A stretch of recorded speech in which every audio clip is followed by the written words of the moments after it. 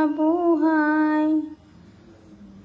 May tagahugas ako guys, pero nagreklamo siya, pagod na daw siya. Kasi sabi ko, ako pwede maghugas ngayon, nagplansya ako ng uniform. Alangan naman, apas mo ako. Sabi ko, gusto mo ba maging zombie ako? Gano'n na lang yung kamay. Ayan. Dahil may pinagpawisan niya. Sobrang init.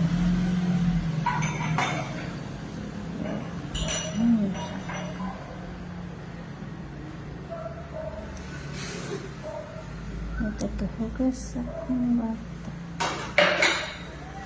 Reklamo yan. Pagod maghugas yan.